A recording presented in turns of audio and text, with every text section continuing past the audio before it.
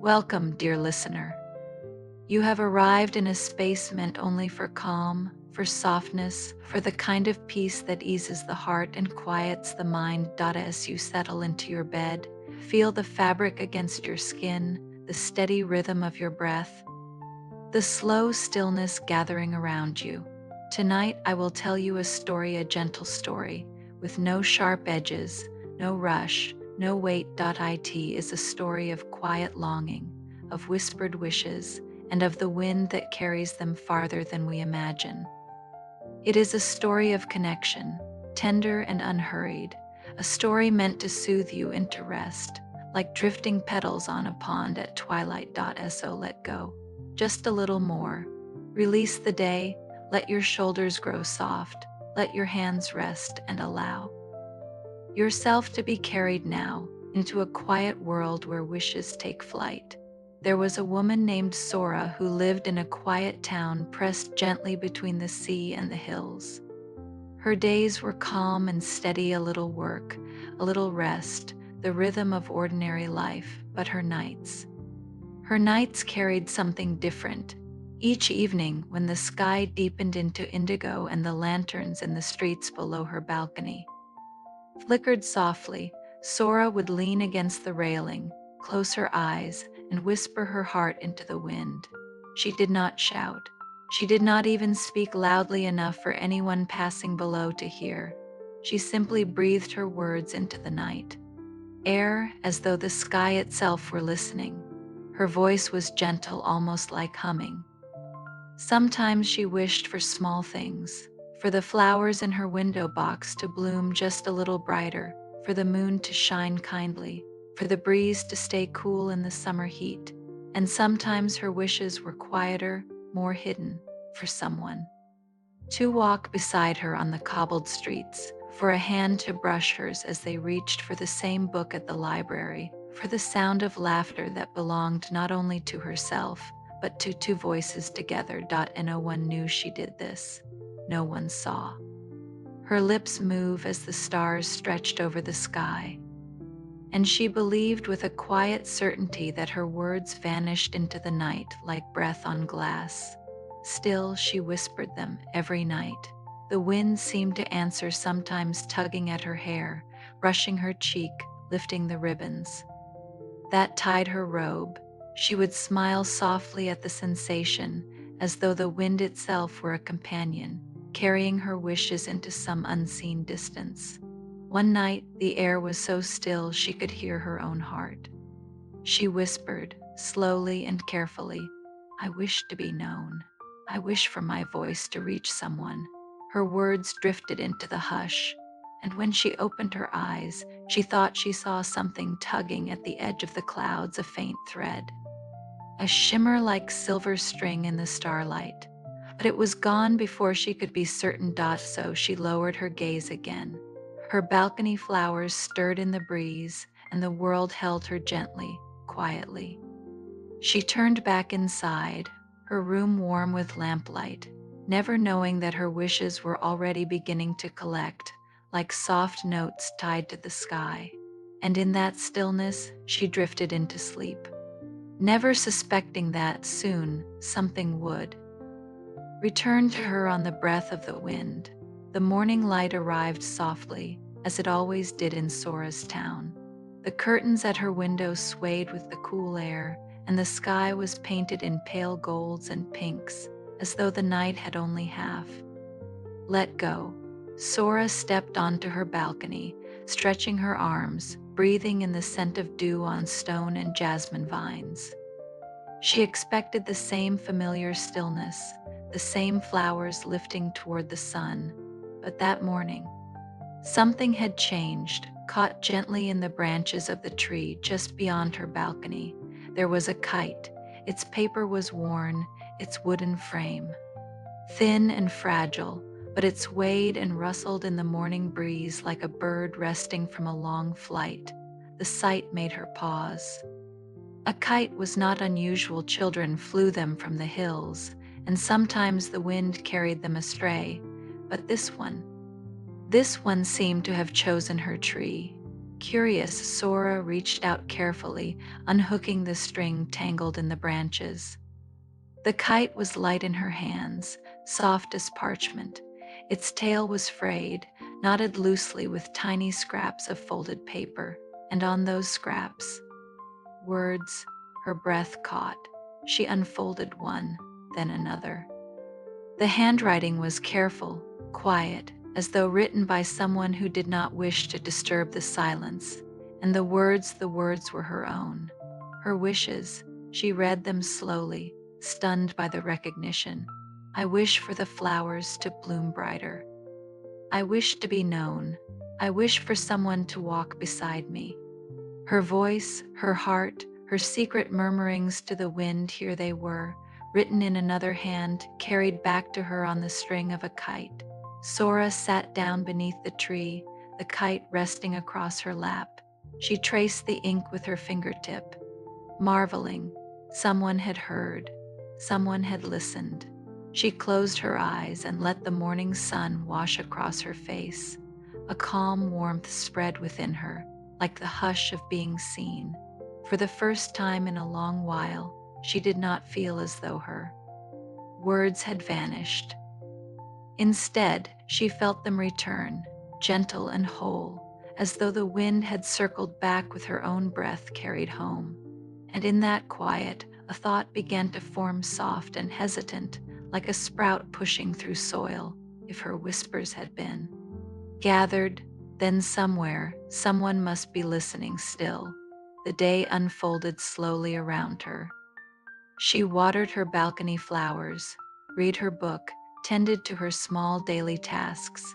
Yet her mind returned again and again to the kite, folded carefully on her table.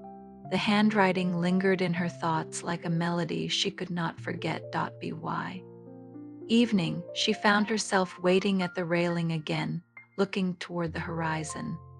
And when she whispered that night softly, the way she always did, she felt the breeze carry her words not into emptiness, but toward someone, somewhere, who might be waiting to catch them. Days passed in their quiet rhythm, as they always had. But now, each evening when Sora leaned over her balcony to whisper into the air, there was something different in her heart. No longer were her words drifting into a silence she thought would never answer.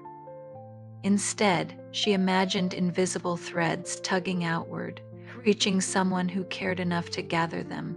And each morning, when she looked to the branches of her tree, she found something waiting. Sometimes it was another kite, gently tangled among the leaves, sometimes only a scrap of paper tied to her railing with careful knots. Always it carried her own words returned, cherished, written back to her as if the night itself had held them close before offering them home again. Sora wondered with soft curiosity who it might be. Not with urgency, not with restless searching, but with the calm hum of a thought that returns in the quiet of the day. Someone was listening. Someone was gathering her whispers like treasures. One afternoon, after a slow rain had passed, she walked beyond her town, following the path that curved through tall grasses and gentle hills. The air smelled of wet earth and lavender. Birds shook the droplets from their wings, and the breeze moved like a sigh across the fields. It was then, as the light thinned toward evening, that she saw him. In the clearing stood a man, his hands steady, his posture unhurried. Around him, a small collection of kites rested against the grass, some bright, some faded, all carrying tails of paper that fluttered like feathers. He was mending one now, holding the frame carefully as though it were a fragile bird. His fingers threaded new string, his expression quiet, absorbed, kind.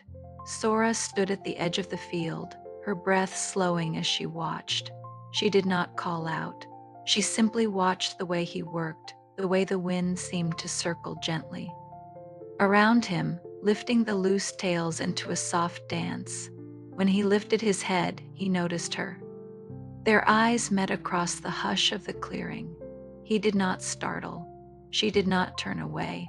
It was as though the air between them had been waiting for this moment, still, natural, inevitable. For a long time, they only looked at one another. The kites swayed, the grass whispered, the sun lingered low on the horizon. Finally, he smiled. Small, quiet, like the beginning of a lantern's glow. He lifted the kite in his hands slightly, as though to show her. This is what I do, this is what I've been holding. Sora felt her chest warm, her fingers curl softly against her dress. She returned his smile with one just as faint, just as tender. The moment stretched not heavy, not urgent, only gentle, like two notes of the same song, drifting together on the wind. As twilight deepened, she stepped forward into the tall grass, into the clearing where the man worked among the kites that seemed to carry wishes themselves, and the air around them held a quiet promise, one that asked for no words yet, only presence, only stillness, only the comfort of finding at last someone who had been listening all along. The next evening, Sora returned to the field. She did not rush, she walked slowly, her sandals brushing through the grass, her shawl tugged softly by the breeze. She wondered if he would be there again, or if he had been only a passing moment, in the drifting rhythm of her days. But when she reached the clearing, she saw him as though he had always belonged there, waiting without waiting. He sat among the kites once more, his hands steady with string, his eyes calm as the horizon. This time she stepped closer, close enough to see the small details, the way the ink stained his fingertips, the careful stitching of his shirt, the gentle curve of his mouth when he noticed her. Between them, the kites swayed softly. Their tails stirred with folded slips of paper wishes, messages, whispers carried by the wind. She knelt in the grass, resting lightly on her heels. Her eyes traveled across the scraps of writing tied to each string. Some carried words simple and bright. Let the morning stay cool. Let the sparrows sing longer. Others held thoughts that stirred deeper, quieter currents. Let me not be so alone. Let someone hear me. Sora reached out slowly, her fingers brushing. One of the papers, her breath stilled. It was hers. She knew it instantly, the exact phrasing she had whispered one night when the moon hung low. Her gaze lifted to him. He did not flinch. He only met her eyes with a steadiness that was neither apology nor explanation, only truth. You gathered them, she whispered, her voice soft as the grass around them. He nodded, a faint dip of his head.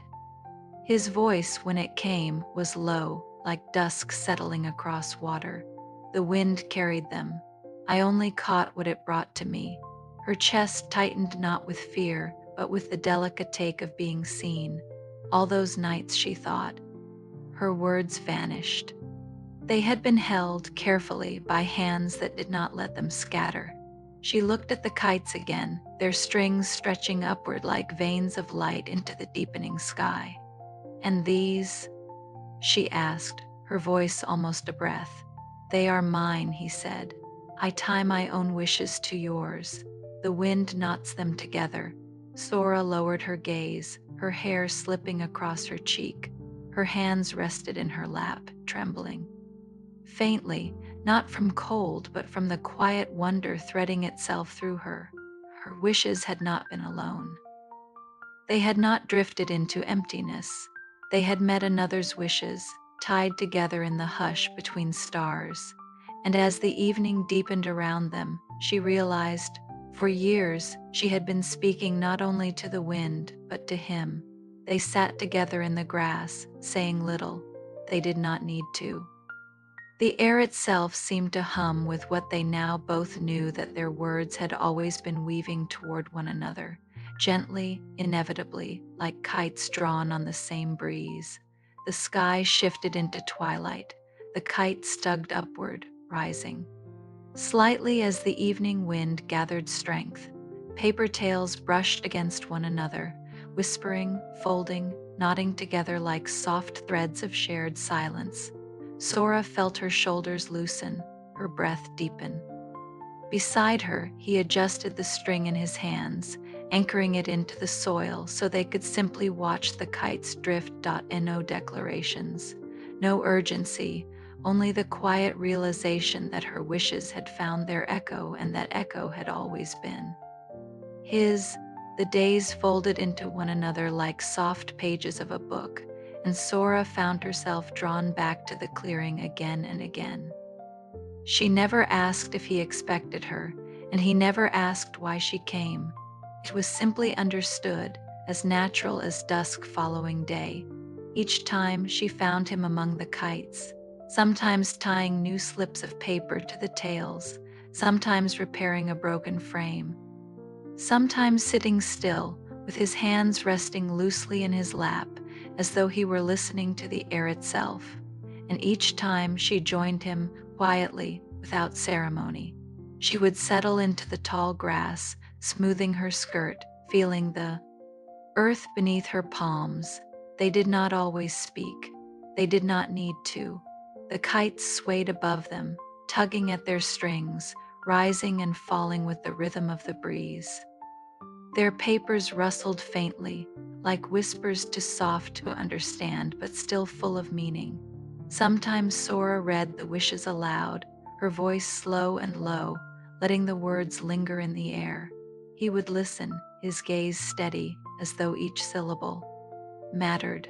Other times he would pass her a slip of paper, fresh and empty, and she would write something new with his ink and brush. She always wrote slowly, carefully, as though the act of shaping the words was as important as the wish itself. And when she handed it back, he would tie it with gentle precision, threading it to join the others, letting it lift into the current of the wind. Their silences became a kind of closeness.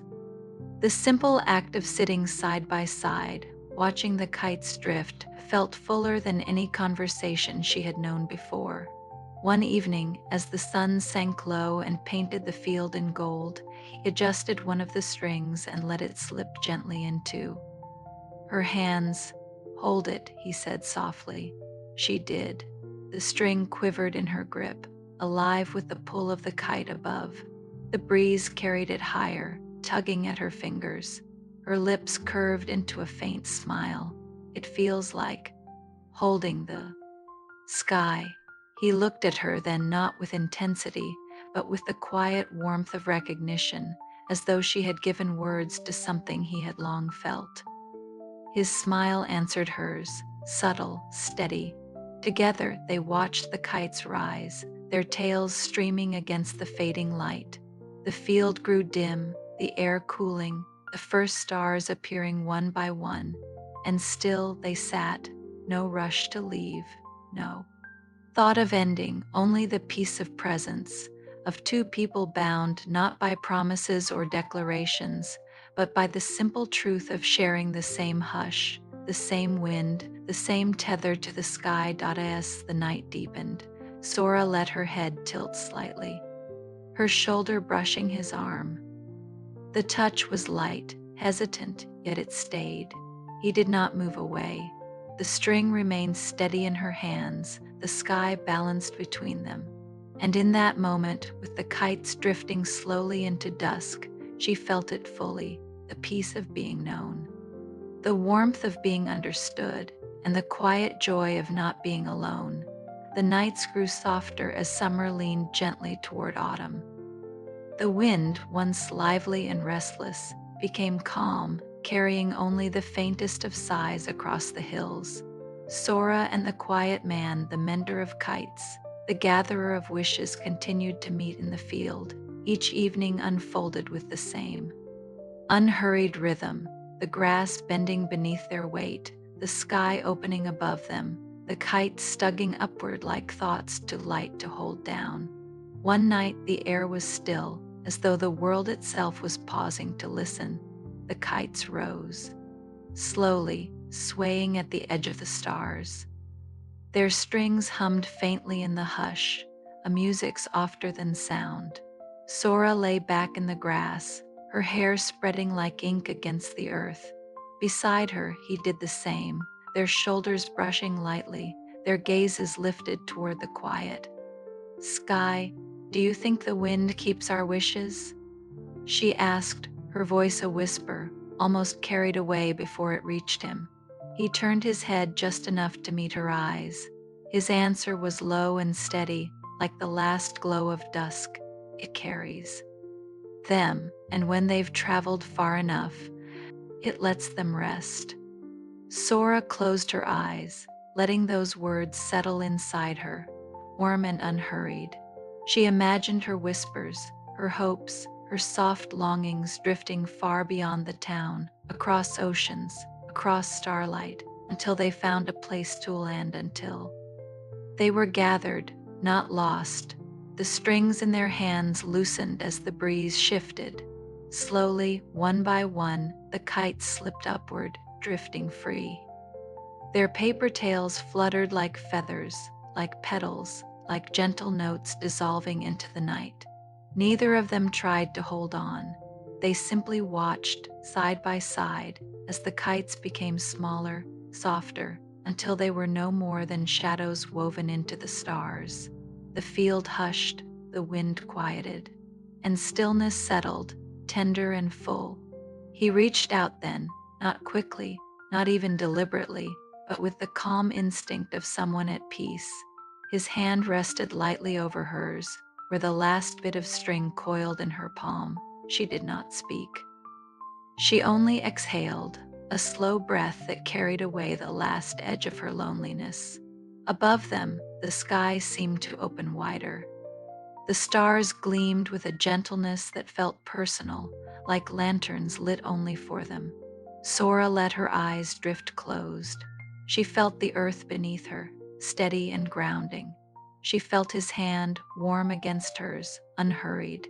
She felt the hush of the wind holding them both, and as sleep began to weave its quiet thread through her, she knew not in words, not in promises, but in stillness that her wishes had never vanished.